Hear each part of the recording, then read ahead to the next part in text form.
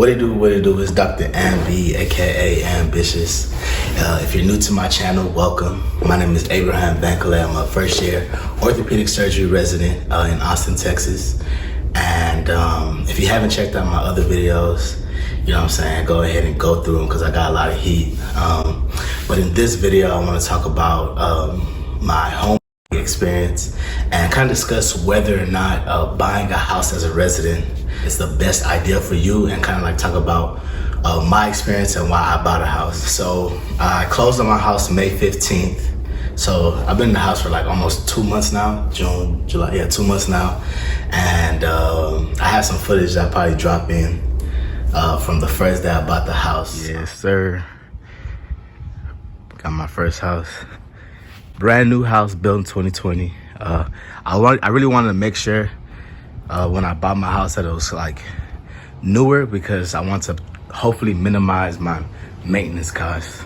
But let's see what we're working with. Nice little single family home, you know what I mean, 1 story. Pretty much furnished and semi put together. I need a couple more things. I got, like I said in the last video, I got the 86 on the wall. I was playing FIFA earlier. But I just kind of want to talk about like how, as a resident, I was able to buy my home. So 4th year medical school, we have a lot of downtime.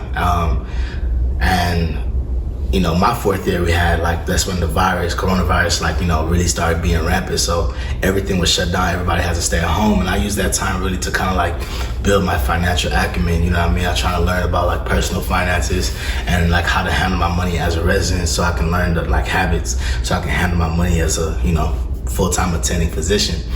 So during that time, you know, I started reading books. I think a fundamental book that every doctor should read is The White Coat Investor, especially if you're not really like up to speed on like financial literacy, because you know they don't teach us financial literacy in school, right? And at a certain point you have to like know like what your money is doing, so like somebody else doesn't take advantage of you, because doctors are often taken advantage of. But anywho, so I started reading White Coat Investor and started thinking about like what I want to do, you know, in residency and beyond. And I thought about the idea of buying a house, you know what I mean? But just really want to like, you know, get my basics down. So interestingly enough, the White Coat Investor like absolutely recommends against residents buying homes. I think he makes good points, you know what I mean? But that, you know, that was his take. And for me, ultimately, I think it was gonna boil down to where I matched. So, you know, March 20th came about, and that's when I figured out I matched in Austin. Check out my match day video if you haven't. So, you know, I matched in Austin, and at that point, you know, I'm thinking like, okay, well, I'm still in Texas. The Texas home real estate market is, you know, favorable. It's probably one of the better ones in the United States. So, you know, I'm gonna look into buying a house. So, reasons why I was interested in buying a house versus renting an apartment, ultimately it boiled down to the fact that I know that I was gonna be in the same place for 5 years. You know, a lot of experts agree that, you know, 3 to 4 years is around the time where when you buy a house, that's when you kind of get that return on your investment as far as like the money you put into it, where you get that break-even point. And because, you know, orthopedic surgery is 5 years, I figured, well, you know, if I know I'm gonna be in the same place for 5 years, I might as well look into that versus, you know, renting an apartment here and then having to move multiple times, things like that. Also, the house gives me like added flexibility on what I can and can't do. You know, when you rent an apartment, you have to follow like the constructs of, you know, where you're leasing from. But with my house, not only can I do what I want to do, but I can also do what I want to do with the extra rooms, you know. So because I am a single income person, I basically have the house by myself. It gives me the flexibility to either find a tenant to like lease out the other rooms, or like, you know, rent it out to rotating medical students, or, you know, Airbnb once like, you know, things start moving along. And another reason why I really want to buy a house is because, again, I'm in Texas. The Texas real estate market is like, I think it's pretty good, you know, historically, in Austin specifically. You know, Austin is one of the fastest growing cities in America. There's so many like different events put on in Austin. People are constantly coming to Austin. Damn, Tesla just, you know, announced that they're building their next headquarters in Austin. Amazon is in Austin. You know, all those like tech companies from California are coming to Austin. So for me, it was like, okay, well, I'm in Austin, And if I can buy a house, I know that ultimately, this is prime time real estate, and it should be able to appreciate nice. And then another reason why I really want to buy a house is because, like I said about that financial acumen, right? So ultimately, like a salary will not be my only source of income. You know what I mean? And I want to get my feet, established in the real estate game. You know what I mean? So like for me, buying a house would allow me to then have my first piece of property that ultimately, again, giving that flexibility, whether or not I want to keep the house after residency, rent it out after residency kind of thing, where I have options depending on how things go. So when I posted my post that I bought the house on Instagram and social media, a lot of people were asking how'd you buy a house? How'd you buy a house? What's the process like? And I'm gonna get into that, but if you're interested in buying a house as a resident, I think you have to consider a couple of things. First and foremost, you have to ask yourself, where are you? Real estate agents, a lot of times their big thing is location. You know what I mean? You're not buying a house in Boston or New York on a resident salary, right? It's just not feasible. But if you're somewhere in the middle, like Ohio or the Midwest kind of thing, Texas for sure. I don't really know other, states, real estate market, but you can look into that. But if you're in a place where the home values, where your monthly, mortgage plus taxes and insurance will be, roughly less than 40% of your take-home pay, you can do all those calculations yourself, and it's something you can look into. The next thing you really want to ask yourself is, how long is your residency program? I don't think it makes sense to buy a house if your program is 3 years. You know what I mean? I think if your program is 5 years, that's really when it's you're probably on the safer side of it. The thing about buying a home is that you can't really compare the cost of renting an apartment to the mortgage on a home, you know what I mean? Because an apartment, the only true cost of living per se is your lease, your monthly rent, and then plus or minus utilities depending on your contract. But in a house, you have your mortgage, right, which is your principal interest. You have your taxes, property taxes, and then home insurance. So a lot of times those four things will be lumped into what's called the PITI, in addition to homeowners association fees. And then you also have to consider selling costs, closing costs, maintenance costs, you know what I mean? And those costs are a lot more substantial than people realize. So it's not enough to just be I can get a mortgage, because you can go on mortgage calculators. I can get a mortgage for this much. I can buy a house at this value and it's cheaper than what this rent says. You know what I mean? You have to put all those things into account and then compare where it's more apples to apples. Another thing you want to ask yourself is, how much space do you need? So I'm kind of by myself. So I could have very much got an apartment, and honestly, my threshold to get an apartment was very low. Just being that I read up on, the reasons why residents should buy apartments and read up on some of the extra costs that come with home ownership. But for me, I like space, so that's another reason why I did want to buy a house. If you're married with children and dogs, then buying a house or renting a house is probably more beneficial for you. And then lastly, if you're thinking about buying a house, just think about the income you have. A lot of residents, are married. A lot of residents have, somebody who's with another source of income. So if you have another source of income, then buying a house is a lot more feasible. But I'm an example that it can be done with a single resident salary. So back to the White Coat Investor, they have this really nice article. It's called The Case Against Residents Buying a Home. And in that article, and I'll put in the description below, but he basically talks about, the cost of renting. Because whether you like it or not, you're gonna have to pay to live, living costs, you know what I mean? So you have the cost, how much money you will spend if you rent for 5 years versus how much money you will spend if you bought a home in 5 years. And he also has a 3-year example as well. And essentially, when in the home example, he talks about the money you gain from buying a house. So, with buying a house, you have equity and you have appreciation, you know what I mean? So those things are some of the beneficial aspects of buying a house, where the money that you put into it, you can kind of get that back a little later. But then you also have the negatives of buying a house, so selling costs, closing costs, maintenance costs, things like that. One point that he really emphasizes is he really hates the comparison, or when he really hates when people say renting is throwing away money. And I kind of agree with that, because ultimately, if you get a mortgage, right, when you first start paying your mortgage, maybe 10, 15, 20% of that goes towards your principal. And it's the amount that you put on principal is that goes towards your equity. You know what I mean? Equity is basically like how much home value you've paid off. So if 20% is going towards your principal, aka your equity, the other 80% is going to interest.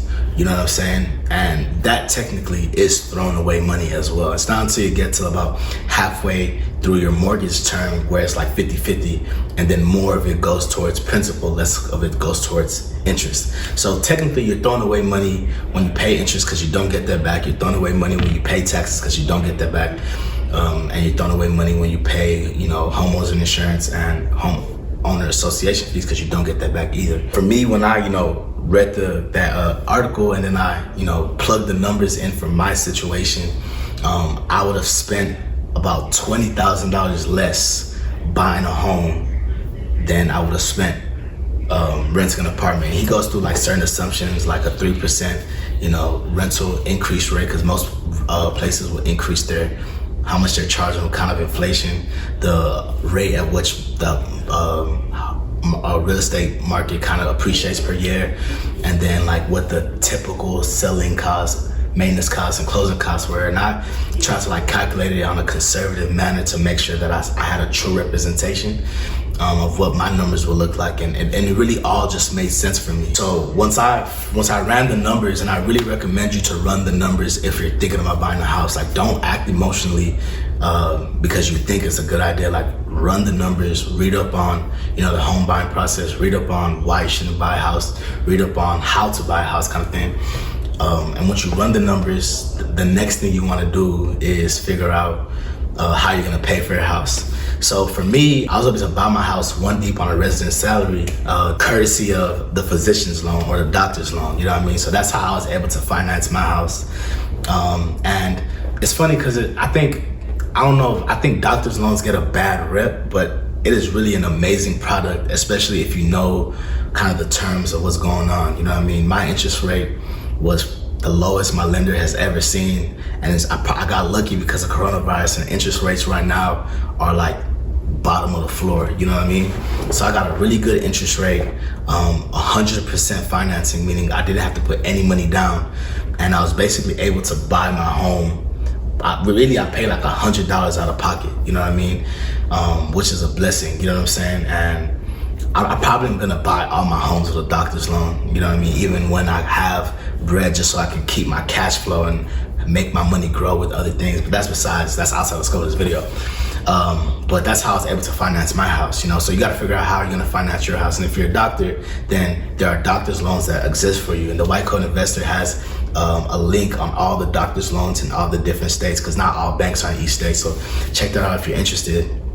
But there's also other loans that are, other loans out there. You have a traditional loan, you have the VA loan. I think teachers have a nice loan product too. But that's basically how I was able to finance my house. Once you figure out how you're gonna pay for the house, next thing you want to do is get a real estate agent and start looking at the area.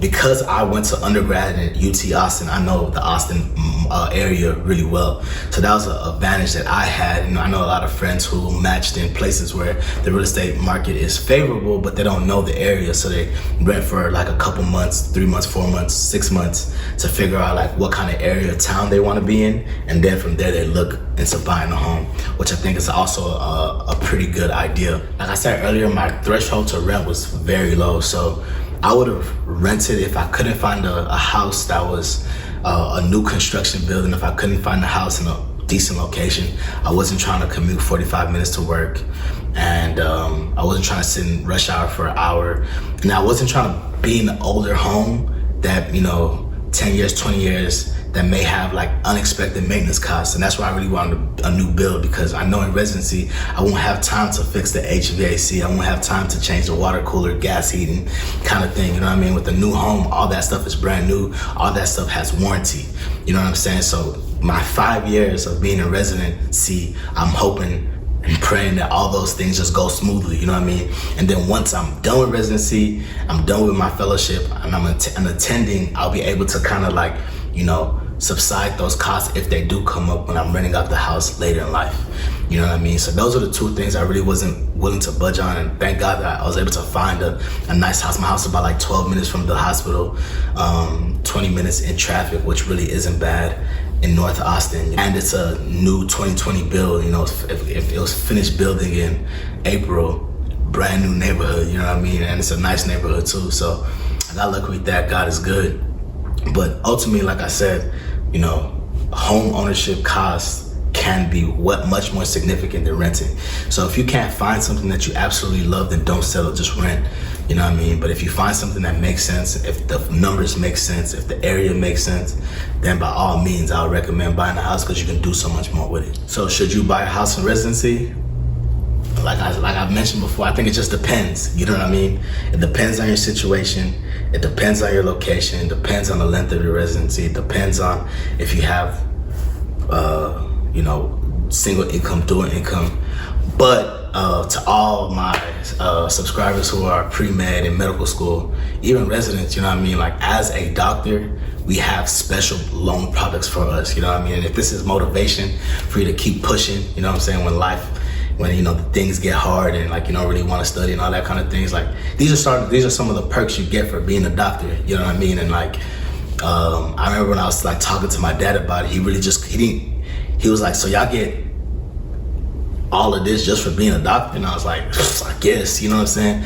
So this is a nice product, you know what I mean? And at least like look into it, like research up on, you know, the terms of each bank's loan. I looked up at a couple banks and I found one that like really worked for me. You know, different banks have different products.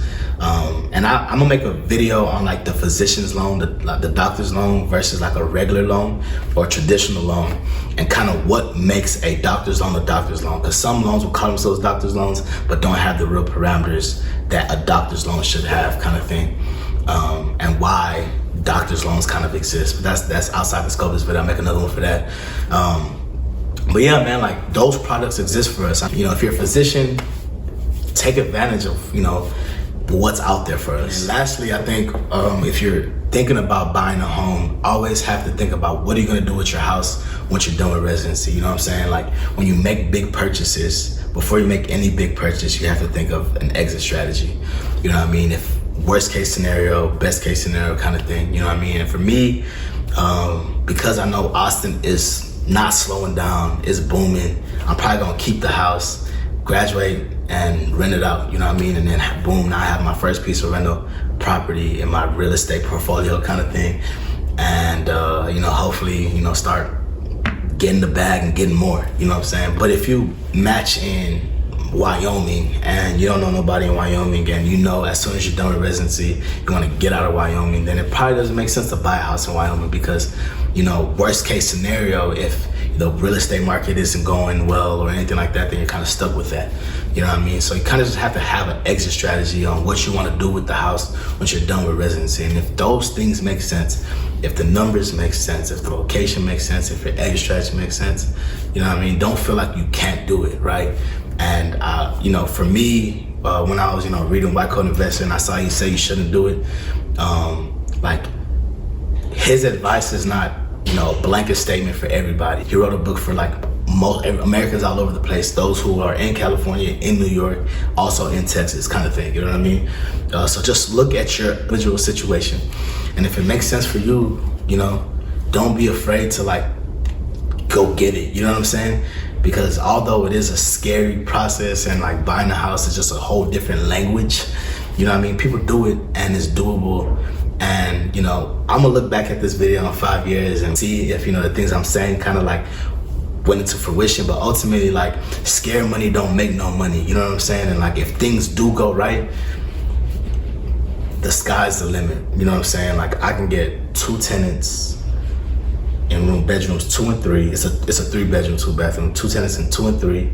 They're subsidizing my cost of living pretty much entirely, you know what I'm saying? Now I've eliminated my housing cost while I'm building equity, you know what I'm saying? While I have a property that I can keep beyond residency. It just makes too much sense not to get the crib, you know what I mean? So at a certain point, we have to start thinking big money moves. And people with big money don't get big money by being scared. Speaking of money, I plan to make a video on my like debt burden and my like debt repayment strategy and kind of like general debt repayment strategies.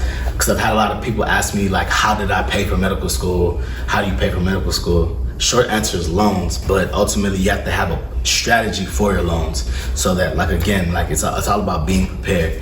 And in that video I'll be talking about how, you know, my strategy and how I'm actually paying $0 payments for the first 12 months of residency, while those payments are qualifying for PSLF. So make sure you subscribe for that, and please share this video to anyone you know who may be interested in buying a house if they've never bought a house before. You know what I mean? Because ultimately, like, I kind of had to learn all these things with myself, and the purpose of this channel is to teach y'all, you know, everyone kind of the things that I've learned, right? Because this should be common game, you feel me? Like, we should know, like, okay, these things are achievable, these things are attainable. So share this video if it helped you. Like this video, YouTube algorithm likes that, you know, for some reason. And then ultimately just subscribe to the channel, because, you know, these are the kind of content, you know, that I'm passionate about, like passing back information as I learned. Last but not least, I'm just about at 10,000 subscribers, which is crazy to me. You know what I'm saying? I started the channel kind of like, I'm gonna start the channel, and now we've gotten this far, you know what I'm saying? So a huge thank you to everyone that's supported me so far, everyone who shared my video, everyone who's liked my video, and then all like the good energy that I've gotten from the comments. If you don't follow me already, follow me on Instagram, Twitter, you know what I mean? And just thank you for the support. Like, it means a lot to me. You know, there's a lot of times where like, I don't really wanna make videos, but then I remember that, like, you know, ultimately, like, I have a following of people who kind of look up to me, you know what I'm saying? And like, it's my responsibility and my duty to make sure I keep putting content out. So again, like, thank y'all for the support. I'm thinking about getting some merchandise together, you know what I'm saying? Getting some merch, some Ambitious A YouTube merch, you know what I'm saying? So let me know what y'all think about that. I'll probably drop some posts with some designs, and we'll see how that gets popping. Until next time, you know what it is. Stay humble, stay hungry. Let's get it.